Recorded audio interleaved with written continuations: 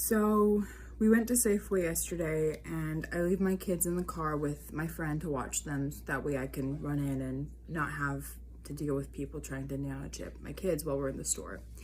But I come out and I see my 2-year-old, she's in the back seat, still strapped in, and she's rolling up and down the window. So immediately my brain is like, uh-oh, like that's a security risk because these agents can just come by and slip it in her mouth while she's being a kid, not paying attention. So later on, within like a couple hours, I realized that there is a lot of new nanotechnology in her brain because the nanotechnology, it emits a frequency, right? It's electrical.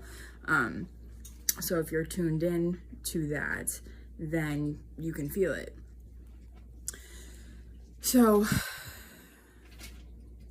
anyways, last night after we got home, I'm talking to my 4-year-old about it, and she confirms that there was this female agent that came by the car 3 times and nanochipped my 2-year-old 3 times while she's in the back seat, and there's a full-grown adult in the front seat that, you know, is trying to, you know, protect my kids.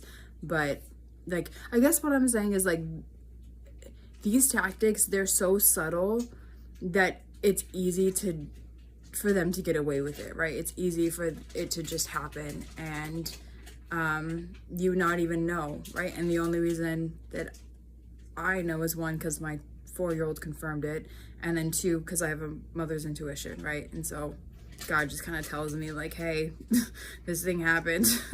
You know, you guys need to be more aware next time. So yeah, there's so many issues with this, right? There's the issue of it happening at all. There's the issue of government agents being a part of it, right? Because government's supposed to protect us, right? But they're not protecting my family. They're experimenting on my family with nanotechnology. So why is that happening? And why is that being allowed to happen?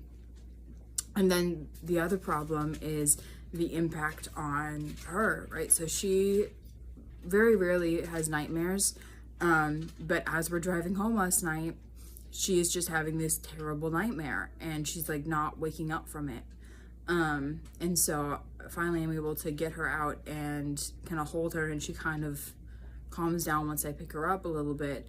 But that's like one of the impacts, right? Like it affects the nanotechnology, it affects your memory, it affects your thoughts, it affects your emotions, right? Because the whole thing is they slip it in right here, on your tongue, on your lip, whatever. They slip it in, and it's able to travel through your bloodstream and plant into your brain very quickly, right? Typically, it takes about 2 to 3 days to see full effects, but it's able to get up there very, very fast because these are like autonomous mechanisms. They're like tiny robots.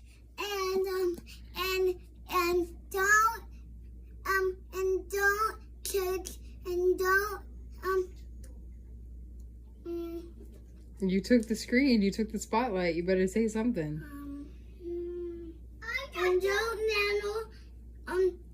don't nano Kobe at the pike eater.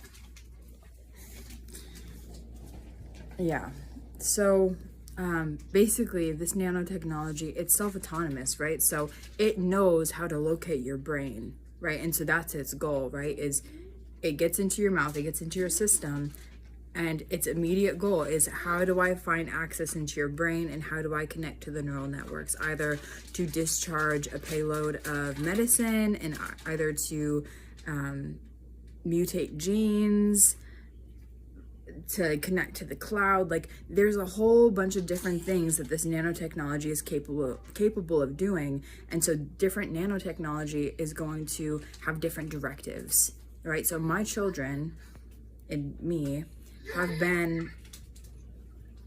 experienced different iterations of this type of technology, right? Like there's a whole lot of different functionality for these evil mechanisms.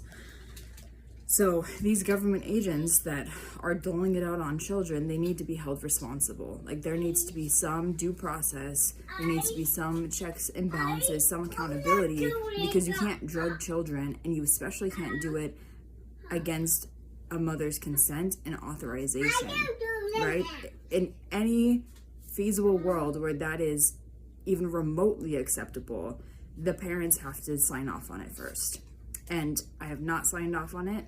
I am actively trying to combat it, and it's something that I have to deal with every single day when I go out to the grocery store, right? Like, I should be able to take my kids to the park and not have to worry about people drugging them. And yet that's something that I have to consider every single day, and it affects my daughter's ability, my 4-year-old's ability to make friends the way that she should be able to make friends at this age. But I, as a mom, am afraid to take her to the park to socialize because my family is being so actively targeted by these agents and by contractors who are paid by these agencies, by these intelligence agencies, to experiment on children.